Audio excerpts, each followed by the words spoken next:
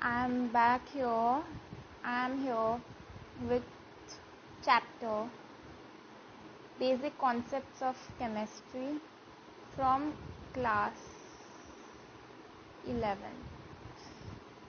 Okay, I think my ink is so big enough, so I need to decrease its size. So, some basic concepts of chemistry और chapter is. So, हमारे chapter में हम पढ़ने वाले हैं कुछ basic से कॉन्सेप्ट्स केमिस्ट्री के जो हमें आगे चलकर यूज़फुल होने वाले. So let's begin. So definition पढ़ लेते हैं हम पहले. Chemistry is the science of molecules and their transformation. तो केमिस्ट्री क्या है? So chemistry is science of molecules and their transformation.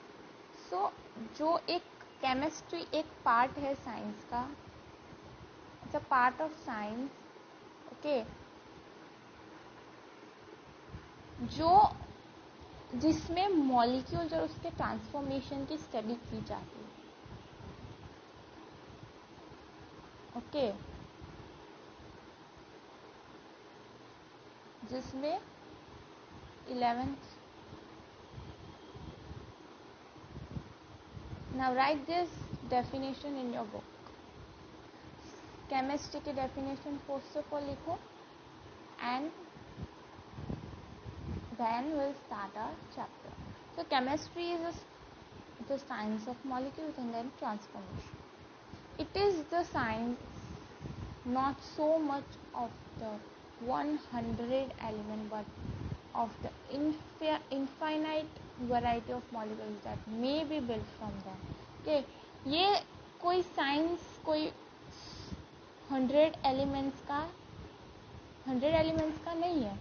ये इनफाइनाइट मॉलिक्यूल्स का साइंस है. Okay, it's a science of infinite molecules. ये किसने कहा है? ये कहा है रॉल्फ हॉफमैन ने. ये साइंस की डेफिनेशन रॉल्फ हॉफमैन ने दी है. सो हमने पढ़ लिया कि केमिस्ट्री किसे कहते हैं. तो अभी हम देखेंगे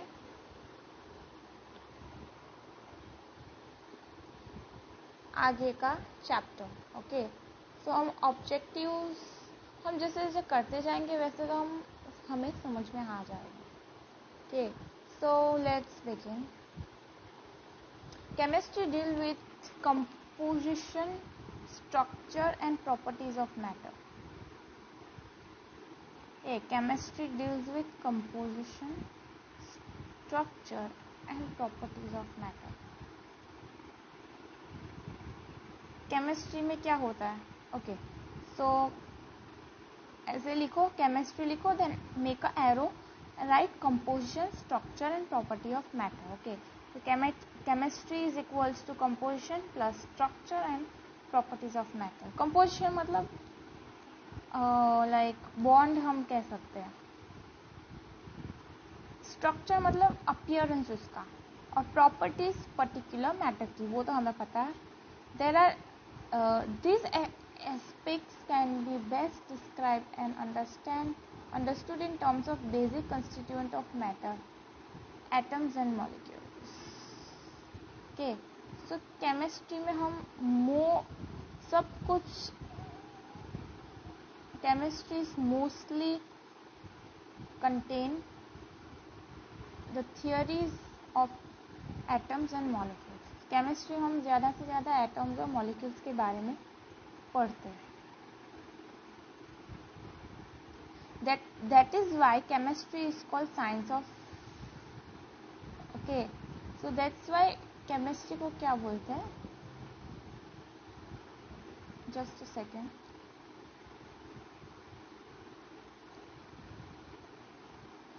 केमिस्ट्री को क्या बोलते हैं? Science of atoms and molecules. Can we see, weight and perceive their entities? क्या हम weight को देख सकते हैं? Is it possible to count the number of atoms and molecules in a given mass of matter and have a quantitative relationship between mass and number of these particles? तो क्या हम atoms और molecules को count कर सकते हैं? This question is for you guys. So you have to answer. So हम उसे वैसे आंसर तो नहीं कर सकते, लेकिन हम उसे डिफाइन कर सकते हैं. Okay, so I will give you the answer way.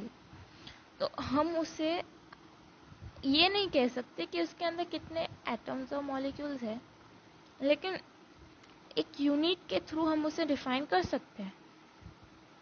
So will like see इधर, let's read further. Will like to answer some of this question in this unit. Okay, we would further describe how physical properties of matter can be quantitatively described using numerical values and suitable quantities. Now, importance of chemistry. Science can be viewed as continuing human effort to systemize knowledge for describing and understanding nature. Okay, so science की definition इधर दी है. I'm facing some difficulty writing. That's why थोड़ी सी problem हो रही है लिखने में. No worries. Okay. So for the sake of convenience, okay, let me explain what is science. Science can be viewed as continuing human effort to systemize knowledge for describing and understanding it. तो science की definition अगर आपको लिखनी है तो आपको लिखना है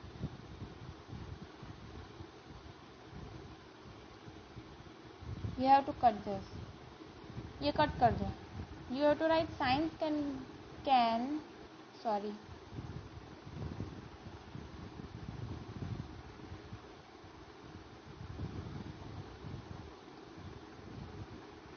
So science can be viewed as continuing human effort. Viewed as continuing, इसको निकाल दो तो डेफिनेशन बन जाएगी science can be the systematic knowledge. इधर सिस्टमाइज की जगह sorry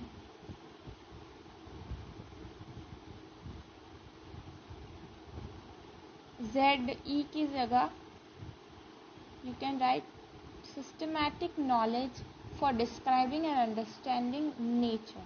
Okay, so this is the definition which you need to write in your notebook. For the sake of convenience, science is subdivided into various disciplines. Okay, so science, various disciplines में divided है. Chemistry, physics, biology, geology, etc.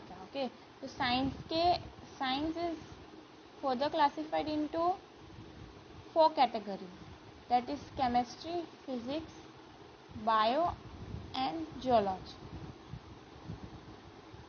Okay, now see, chemistry is the branch of science that studies the composition, property, interaction of matter. Okay, so again we found the definition. Chemistry is the branch of science that studies the composition, property and interaction of matter. Chemist. Now you know who's the chemist? Chemists are the person who has achieved their degree in chemistry, like they are a masters in chemistry.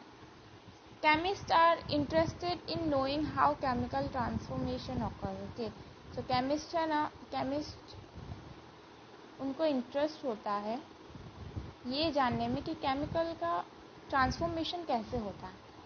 Chemistry plays central role in science and is often intertwined with other branch of science like so chemistry सिर्फ एक branch बन गया. मतलब just a second.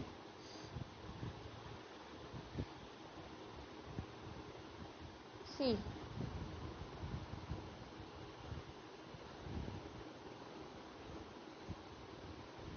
This is chemistry. Okay, so chemistry doesn't, ऐसा नहीं है कि science की जो ब्रांचेस है जैसे केमिस्ट्री, फिजिक्स, बायोलॉजी, सबकी अलग अलग पहचान है.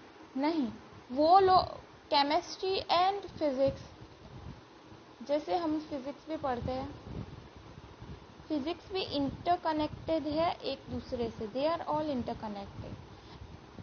हम ऐसा कह सकते हैं कि केमिस्ट्री के बिना साइंस, केमिस्ट्री के बिना फिजिक्स नहीं है, फिजिक्स के बिना केमिस्ट्री नहीं है, बायोलॉजी के बिना केमिस्ट्री नहीं है, केमिस्ट्री के, they all are interconnected. Okay, so ये सब, जैसे हम अगर मॉलिक्यूल्स की स्टडी करते हैं केमिस्ट्री में, तो मॉलिक्यूल्स की वजह से ही हम फिजिकल प्रॉपर्टी को डिफाइन कर सकते हैं. तो फिजिक्स में जो फिजिकल प्रॉपर्टी हम पढ़ते हैं, उसको जानने के लिए हमें पहले केमिस्ट्री पढ़ना पड़ेगा. और हमारी बॉडी, जिसमें बहुत सारे केमिकल्स अवेलेबल है, जो हम पढ़ते हैं बायोलॉजी. सो दिस ब्रांच, ये सारी ब्रांच है, वो कनेक्टेड है एक दूसरे से. They are interconnected with each other. Okay, sorry.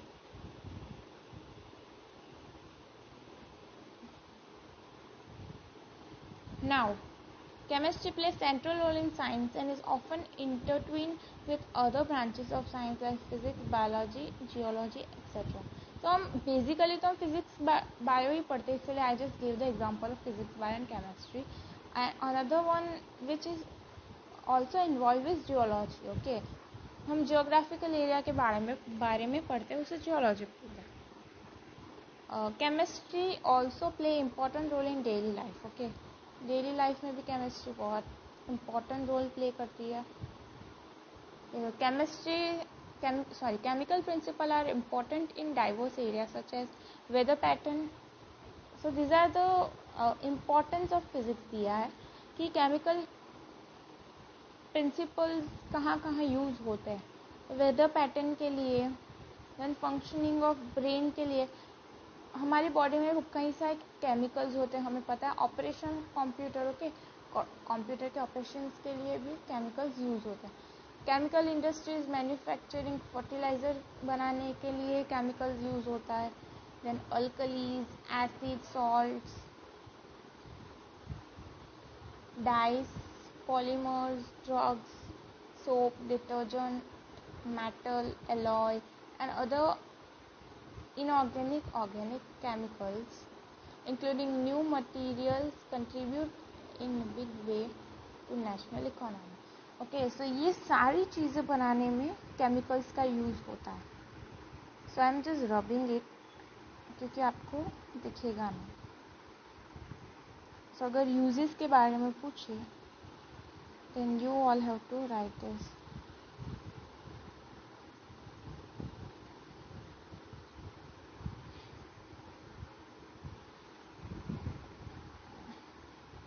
Okay, so chemistry क्या बोल सकते हैं कि हमारे इंडियन इकोनॉमी के लिए भी अपना योगदान देता है, इकोनॉमी में भी अपना योगदान देता है. ये लास्ट लाइन है ना, उसमें contribute in a big way to national economy. Okay, इसमें कहा गया chemistry play an important role in meeting human needs for food. Food के लिए भी केमिस्ट्री रोल प्ले करता है. कैसे? क्योंकि हमारे जो प्लांट्स होते हैं उनके अंदर भी कुछ केमिकल डालने पड़ते हैं as a fertiliser. Okay, fertiliser as a fertiliser हम जो डालते हैं, खाद जो डालते हैं, एक केमिकल ही होता है एक टाइप का, जिसकी वजह से हमें अच्छा से फल मिलते हैं खाने के लिए, like apple and all. Okay, so इसीलिए उसको बोला गया है कि chemistry play an important role in meeting the needs of food. Health care products and other material aim to improve the quality of life. Okay, so हम जो दवाइयाँ लेते हैं किससे, कैसे बनती है? it is made from chemical processes. Okay, then this is amplified by a large scale production of variety of fertilizer, improved variety of pesticide and insecticide. Okay, इसका प्रोडक्शन लार्ज वे में किया गया है. Similarly, many life saving drugs such as cisplatin and Taxol. Okay, cisplatin and Taxol are effective in cancer therapy. So these are the chemicals.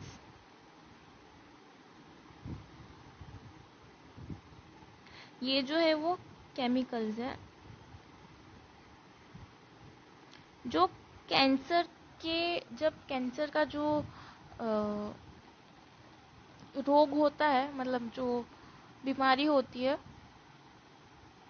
उसमें ये दवाइयाँ काम लगती है. Just wait a second, actually there is some issues. Yeah, now I'm ready. Okay, so then effective in cancer therapy and AZT used for helping AIDS victim. Okay, मतलब यहाँ से हम क्या पढ़ रहे हैं कि दवाइयाँ बनाता जिससे बहुत सारी बीमारियों का हल निकल सकता है. With a better understanding of, I'm reading from here, with a better understanding of chemical principle, it has now become possible to design and synthesize new material having specific magnetic, electric, optical property. So chemical property, ये property के कारण हम electric चीज़ें बना सकते हैं. Optical मतलब light and all, जिसमें लाइट और वो सब आता है, उसे ऑप्टिकल बोलते हैं. मैग्नेटिक चीज़ें बना सकते हैं. ओके, सो ये चीज़ इसमें कही गई है. Super conducting ceramic. Super conductor मतलब पता है आपको? सुपर कंडक्टर मतलब जिसका रेजिस्टेंस इज इक्वल टू 0. तो ये ओहम है, ओहम 10th में पढ़ा था हमने. तो ओहम मतलब एक यूनिट है, तो उसको रेजिस्टेंस जो एक मटेरियल है जिसका जो रेजिस्टेंस है वो 0 के बराबर है, उसे हम सुपर कंडक्टर बोलते हैं. Okay, super conductor. Okay,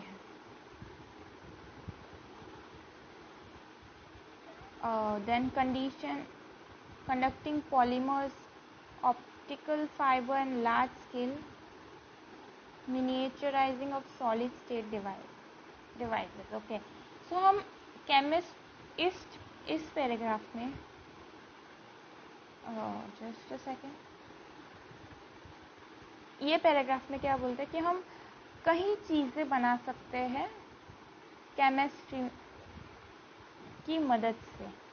In recent years, chemistry has tackled with a fair degree of success of pressing aspects of environmental degradation. Okay, environmental degradation में भी केमिस्ट्री का बहुत बड़ा हाथ है एनवायरमेंटल डिग्रेडेशन में को टैकल करने में. Okay, safer alternatives to environmentally hazardous refrigerant like CFCs. CFCs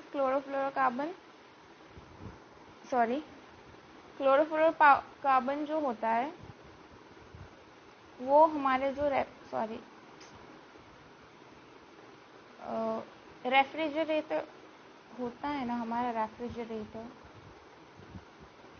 उसमें से वो रिलीज होता है जो हमारा जो ओजोन लेयर होता है उसको ब्रेक करता है. Okay, so it breaks our ozone layer. ये तो हमने पढ़ा था, तो you might know it. So ये इसमें क्या लिखा है, safer alternatives to environmentally. So ये CFC is harmful for ozone layer. तो उसके लिए एक एंटी केमिकल बनाया जाता है जिससे वो इसकी नुकसानी कम हो सकती है। Okay, safer alternatives to environmentally hazardous refrigerant like CFCs, fluorocarbon responsible for ozone depletion in the stratosphere have been successfully synthesized. Okay, तो इसके लिए हम एंटी केमिकल बनाते हैं जिससे हमारा एनवायरमेंटल एनवायरमेंट को हार्म ना हो। Many big environmental problems continue to be matter of grave concern to chemists. Okay, environmental problem बहुत कंसर्न करती है केमिस्ट को। One such problem is the management of greenhouse gas like methane. So chemist को बहुत सोच समझ के environment को ध्यान में रख के उन्हें ग्रीन हाउस गैसेस बनाने पड़ते, like methane, carbon dioxide etcetera. Understanding of biochemical process, use of enzymes for large scale production of chemicals, synthesis of new exotic materials, some of the intellectual challenges for the future generation of chemists. Okay, so ये सारे challenges हैं जो future में face करेंगे हमारे chemist. A developing country like India need a talented and a creative chemist for attempting such challenges. Okay, so we the people of India, we the country, people of India need some talented chemists. Nature of matter. Okay, so हम अभी जा रहे हैं एक और मुद्दे पे जिसको हम बोलने वाले नेचर ऑफ मैटर।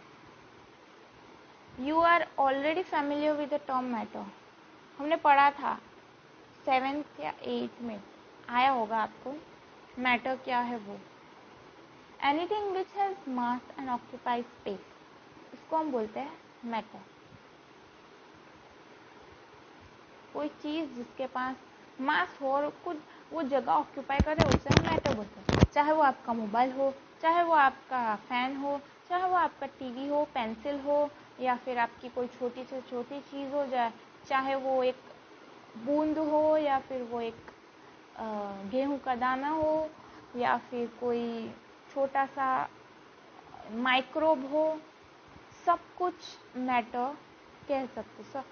सब कुछ हम सारी चीज़ को मैटर कह सकते हैं। ठीक है, सो इधर बहुत सा कचरा सा हो गया है जिसको मैं अभी साफ करने जा रही हूँ।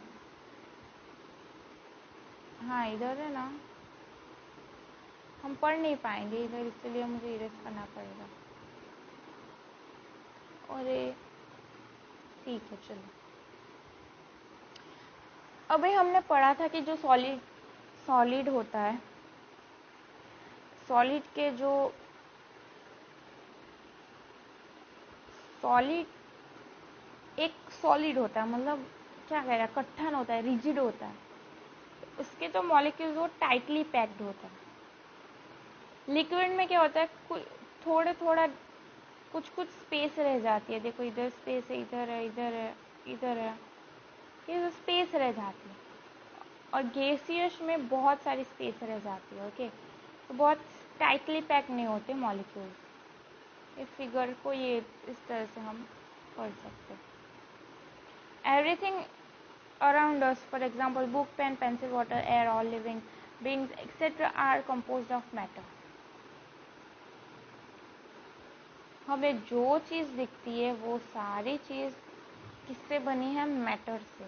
येलो कलर दिख नहीं रहा, चेंज करना पड़ेगा हमें, मुझे समझ नहीं आ रहा मैं कौन सा कलर लूँ।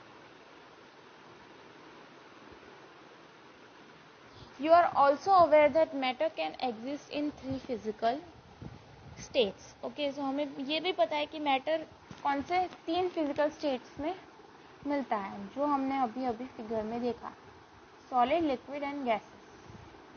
The constituent particles of matter in these three states can be represented shown in figure 1.1, जो हमने अभी ऊपर देखी, ये वाली फिगर की बात कर रहे हैं 1.1. यू कैन सी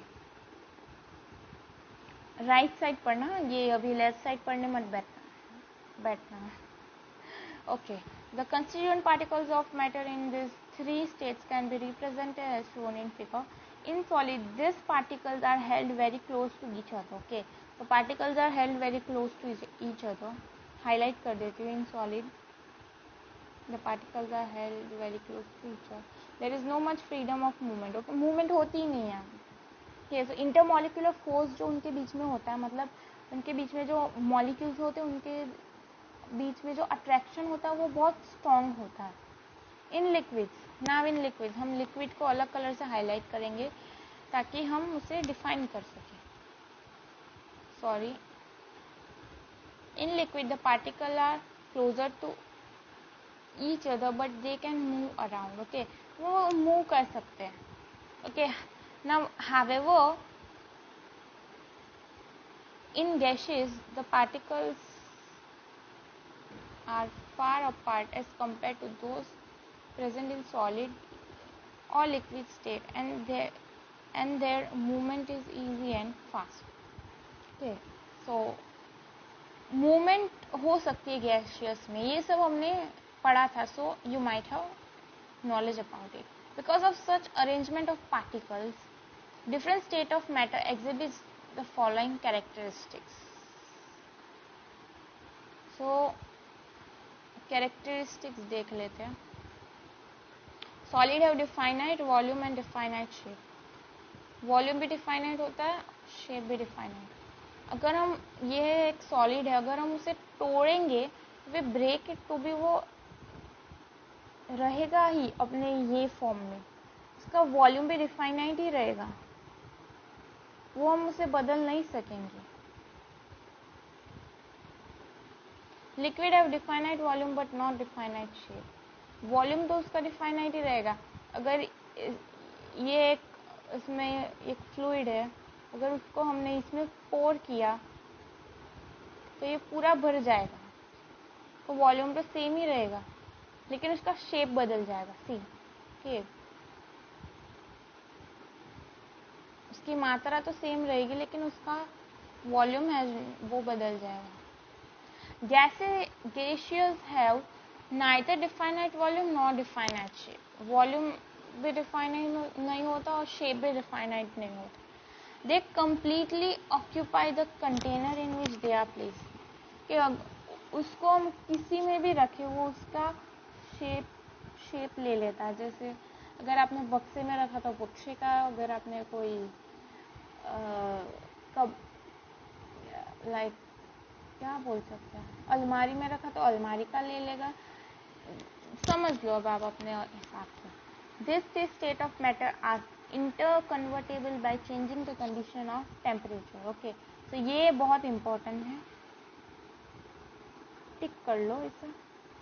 मैं एनसीईआरटी में इसे इसलिए करा रही हूँ, वर्ड टू वर्ड करवा रही हूँ, ताकि आप लोगों को दिक्कत ना हो. एनसीईआरटी पढ़ लिया तो सब पढ़ लिया, या अगर हमें कुछ ज़्यादा मतलब एक्स्ट्रा क्वेश्चन आंसर की करने की ज़रूरत है तो हम रेफरेंस ले सकते हैं.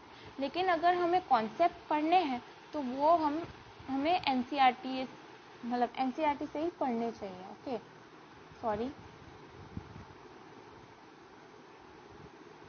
इन heating a solid using, okay sorry, मैं ये समझा रही थी. सॉलिड को अगर हम हीट करेंगे तो वो लिक्विड बन जाएगा. ओके, जैसे हमने आइस क्यूब है, तो आइस क्यूब को अगर हम बाहर रख देते हैं तो वो लिक्विड बन जाता है, पानी बन जाता है. अगर वो पानी को और हीट किया हमने तो वो गैसेस बन जाएगा. अगर पानी को गैस पे रखो अपने और उसे थोड़ी देर होने दो, तो थोड़ी देर गैस चले दो, तो वो पानी गायब हो जाएगा. गायब नहीं हो जाएगा, वो गैस बन के उड़ जाएगा. अगर वो गैस है, उसे गैसेस है, उसको एक डब्बे में ट्रैप कर लो, तो वो कूल डाउन होने पे वो लिक्विड बन जाएगा। जैसे मैं आपको एक एग्जांपल देती हूँ, गाड़ी में जाते हो तो जिसके चश्मे होते हैं कब, तो एसी आने की वजह से, एसी एक ठंडी एयर होती है, पता है, एसी की मतलब एयर कंडीशन की। तो गाड़ी में जाते हो तब जब हम सामने बैठे होते हैं एसी के, तभी हमारा चश्मा एक धुंधला धुंधला हो जाता है। थोड़ी देर के बाद हम उसे दूर रखेंगे तो उसके ऊपर पानी के ड्रॉपलेट्स आ जाते हैं, तो वो लिक्विड में कन्वर्ट हो जाता है। और अगर लिक्विड को और कूल करो और फ्रीज़र में रख दो, अगर जैसे आइस को पानी के फॉर्म में होता है, पानी को अगर हम फ्रीज़र में रख दें तो वो क्या बन जाएगा, सॉलिड बन जाएगा। यही चीज़ इसमें समझाई है कि on heating solid usually changes to liquid and liquid in on further heating changes to gaseous state. In the reverse process, gas is cooling liquefies to the liquid and the liquid on further cooling freezes to solid. Okay, तो यही समझाया है, इसमें कोई rocket science नहीं है। At the microscopic or bulk level, matter can be classified as mixture of pure substance. Matter को दो चीज़ों में क्लासीफाई किया जाता है, मिक्सचर और प्योर सब्सटेंस। तो ये देखते हैं, अभी ये देखते हैं मिक्सचर क्या है। पढ़ते जाते हैं, नहीं तो फिर मुझे स्किप करना पड़ेगा, इसीलिए। Many of the substance present around you are mixtures. Okay, आपको अपने आसपास जितने मैटर मिलेंगे उसमें से 70% तो आपको मिक्सचर्स मिलेंगे। Now for example, sugar solution in water, air, tree, etc. all are mixtures. A mixture contains two or more substance present in it. Okay, मैं highlight कर देती हूँ. A mixture contains two or more substance present in it in any ratio which are called its components. Mixture मतलब क्या? जो matter का कोई fix ratio नहीं होता। ओके, तो हमने अगर एक आधे पानी के ग्लास के अंदर शुगर डाल दी, बिना माप तोल किए उसका टेस्ट कैसा रहेगा उसको मतलब उसकी उसको सोचे बिना सोचे समझे ऐसे डाल दिया, तो उसे भी हम मिक्सचर कहेंगे। तो मिक्सचर को हम आगे दो चीज़ों में क्लासिफाई करते हैं, होमोजीनियस एंड हेट्रोजीनियस। होमोजीनियस मतलब जिसका फिक्स कंपोजिशन है, मतलब कंपोजिशन इन द सेंस कि जो समा जाता हो एक दूसरे के अंदर।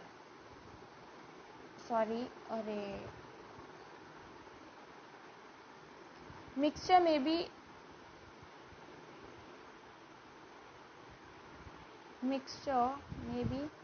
homogeneous or heterogeneous. Okay, so in homogeneous mixture the component completely mix with each other. मैंने बोला completely mix with each other and its composition is uniform throughout. Okay, उसका जो composition होता है वो uniform होता है।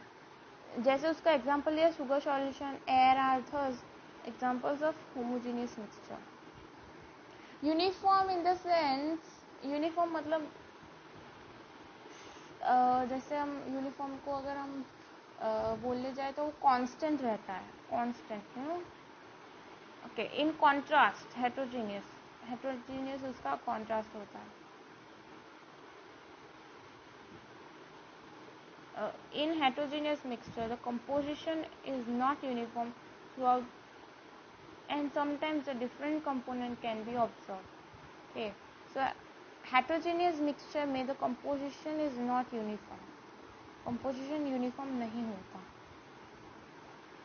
और sometimes a different component can be observed. Okay, so उसके components भी हम देख सकते हैं. For example the mixture of salt and sugar. अभी सॉल्ट के पार्टिकल, ये सॉल्ट है, sorry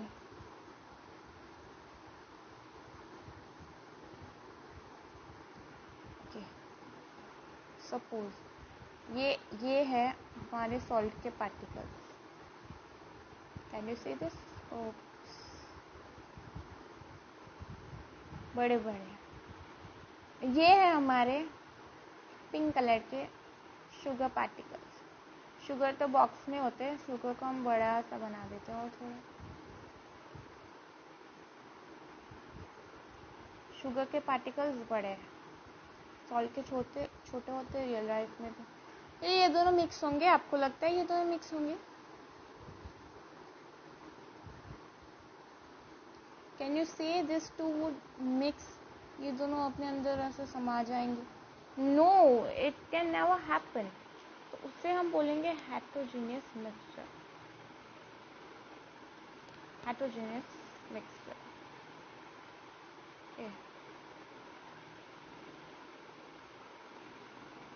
mixture of sugar and salt.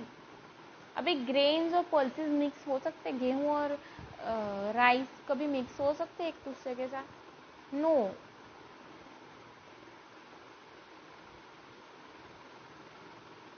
You can think of many more examples of mixture which can come across in daily life. कैसे आप सोच सकते हो और एग्जाम्पल्स के बारे में, और आप मुझे कमेंट करके लिख सकते हो। लिख सकते हो नहीं, लिखना ही है, प्लीज लिख दो यार। आप लोग बोलोगे क्या मैं पहले ऐसे स्ट्रिक्ट टीचर बन जाते हो, बाद में प्लीज वाले टीचर बन जाते हो। Okay, you can think of, okay, it is worthwhile to mention here that the composition of mixture can be separated by component of mixture. Sorry, okay, मैं अभी highlight करते जाती हूँ. It is worthwhile to mention that here is the composition of mixture can be separated by using physical methods such as simple hand picking, filtration, crystallisation, distillation. ये सारा महाभारत हमने पढ़ा है, ग्रेड याद नहीं है लेकिन पढ़ा ज़रूर है। आई थिंक 9th में पढ़ा है, 9th में। अभी पता चला कि 11th is totally interconnected with 9th और 10th is totally interconnected with 12th। समझ में आया बच्चों?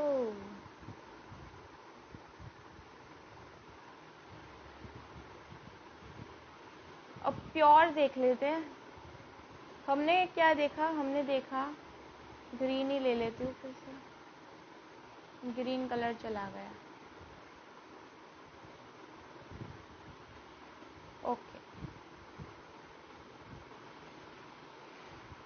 मैटर देखा हमने, मैटर जो ऑक्यूपाई करते हैं स्पेस। मिक्सचर देखा जिसमें 2 और मोर कंपोनेंट्स हो। यूनिफॉर्म कंपोजिशन नाउ, इसका यूनिफॉर्म कंपोजिशन होता है हेटेरोजेनियस मिक्सचर का, होमोजेनियस का यूनिफॉर्म कंपोजिशन नहीं होता। अब हम देखेंगे प्योर सब्सटेंस और उसके बाद देखेंगे हम एलिमेंट और कंपाउंड किसे कहते हैं। Pure substance have characteristics different from mixture. Pure substance जो होते हैं उनकी कैरेक्टरिस्टिक्स डिफरेंट होती है मिक्सचर्स से। Okay, they have fixed composition whereas mixture may contain the component with any ratio and composition is variable. Okay, sorry. So pure में क्या होता है, जैसे हमने देखा मिक्सचर्स में जो रेशियो है वो कोई भी हो सकता है, लेकिन प्योर सब्सटेंस हम नेम से ही हम उसे डिफाइन करते हैं। प्योर मतलब उसके अंदर यूनिफॉर्म कंपोजिशन हो, मतलब उसका रेशियो सेम हो, उसे हम प्योर सब्सटेंस बोलेंगे। जैसे H2O का कभी रेशियो चेंज होने वाला है? पानी को बनाने के लिए हम उसका फिक्स कंपोजिशन होता ही है कि 2 molecules of hydrogen and 1 molecule of oxygen. Okay, उसे हम बोलते हैं pure substance.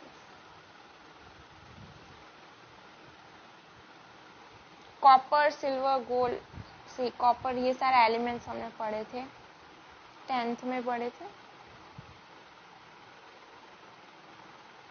copper, silver, gold, water, glucose are example of pure substance. Glucose contain carbon, hydrogen, oxygen in fixed ratio. Okay, तो glucose का formula क्या है? एक minute,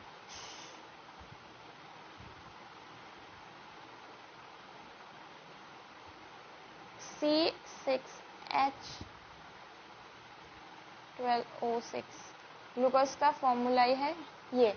तो उसमें ग्लूकोज बनाने के लिए हमें कार्बन के 6 मॉलिक्यूल चाहिए, मतलब 6 ही चाहिए। हाइड्रोजन के हमें 12 चाहिए, मतलब 12 ही चाहिए, नहीं हम उसे कम कर सकते हैं, तो वो एलिमेंट ही चेंज हो जाएगा। और ऑक्सीजन के 6 चाहिए, मतलब 6 ही चाहिए हमें।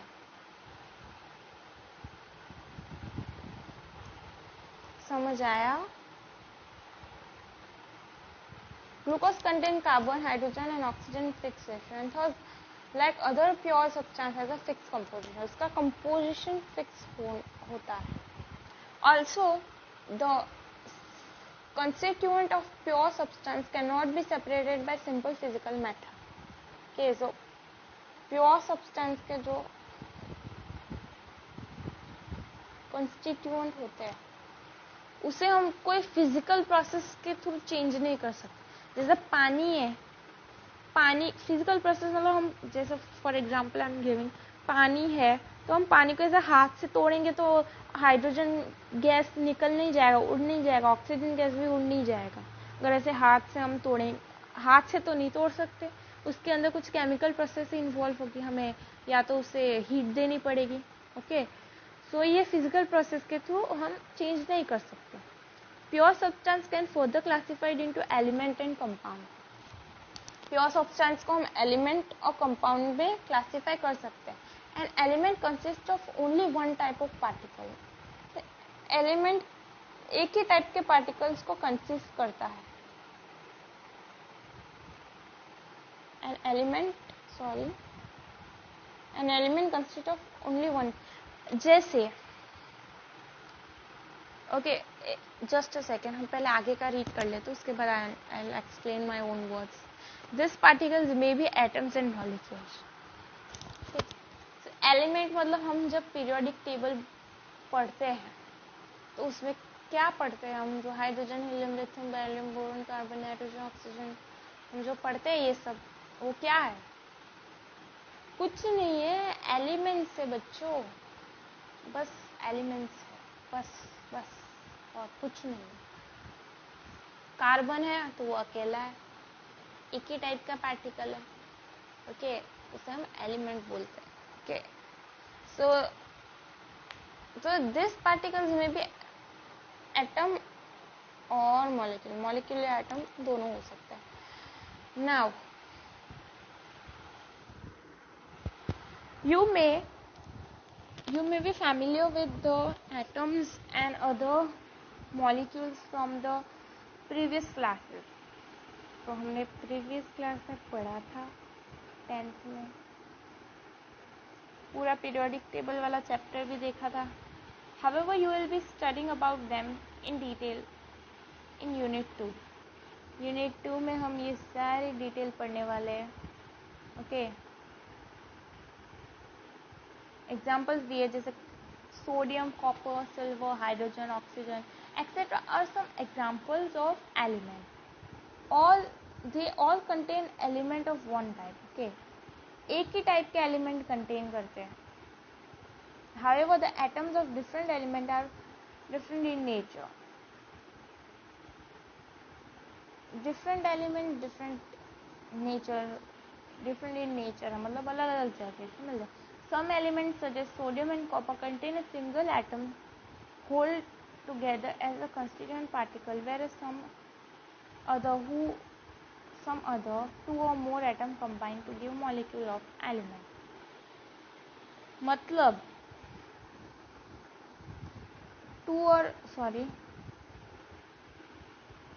ये सोडियम है Na, Cl है क्लोरीन, Na प्लस होता है, Cl माइनस होता है।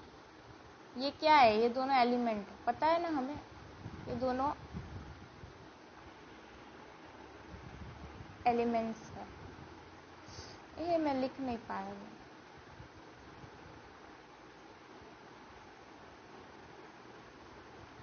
एलिमेंट है ये दोनों बॉन्ड बना के जब बनेंगे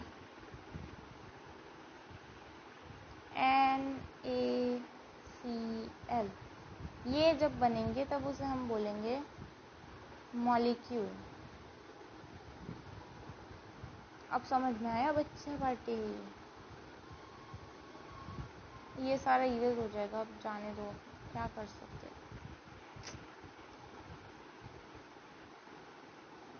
सो मॉलिक्यूल्स मतलब molecule is the combination of 2 or more elements, हम ऐसा बोल सकते हैं। Third, hydrogen, nitrogen, oxygen gas consist of molecules in which 2 or more atoms combine to give the respective molecule. Okay, when 2 or more element of different element combine, the molecule of a compound is obtained. Okay, so हम इसे आगे picture में देखते हैं कि इसमें क्या explain किया है। सो पिक्चर से हमें बहुत अच्छे से समझ में आ जाएगा। मैं कौन सा कलर लूँ मुझे वही समझ में नहीं आता। ये हाइड्रोजन का एक एलिमेंट है, ऑक्सीजन का है, नाइट्रोजन का है, कॉपर का है, सोडियम का है। एटम्स है, atoms of different element. Hydrogen का है, हाइड्रोजन का है। हाइड्रोजन और हाइड्रोजन को मिक्स करके H2 बन गया हमारा, जिसको हम बोलते हैं मॉलिक्यूल।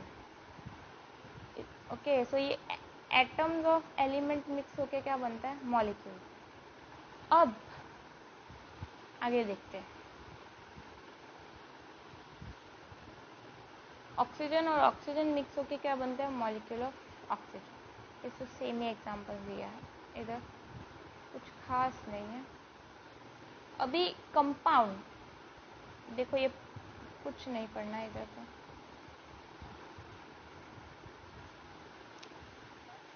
जब ये देखो हाइड्रोजन का ये दोनों मिलकर एक ऑक्सीजन के साथ अगर जब बॉन्ड बना लेते हैं ये ऑक्सीजन के, और इसको निकाल देते हैं, इसको एक्साइल कर देते हैं, तो बनेगा हमारा ये वाला H2O। तो H अकेला सिर्फ, इसको बोलते हैं हम एलिमेंट। H और H दोनों मिलके जब H2 बनेंगे उसे हम बोलते हैं मॉलिक्यूल। ये तो हमने पढ़ा था आगे, लेकिन फिर भी कॉन्सेप्ट क्लियर होने चाहिए ना बच्चों के, इसलिए। और जब ये H और एक O के साथ कंबाइन हो जाता है तो इसे हम बोलते हैं कंपाउंड। तो समझ में आया बच्चा पार्टी? चलो, ये सेम कार्बन का भी है। 2 ऑक्सीजन थे, उसमें हम अगर उसमें कार्बन को ऐड कर दिया तो बन जाएगा CO2।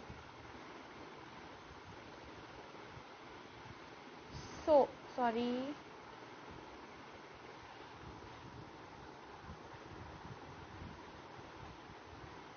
you have seen that water molecule comprises of hydrogen and comprises of 2 hydrogen atoms and 1 oxygen atom. Similarly, molecule of carbon dioxide contain 2 oxygen atom combined with 1 carbon atom. Thus, the atoms of different element are present in compound in fixed and definite ratio, and this ratio is characteristics of particular compound. Okay, definition दिया।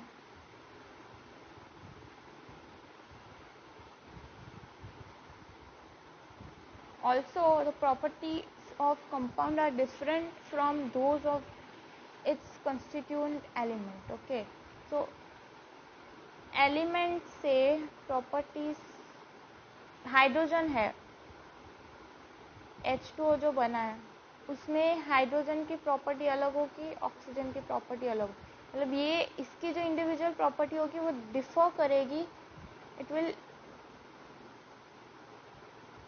sorry, it will differ from H2. Okay,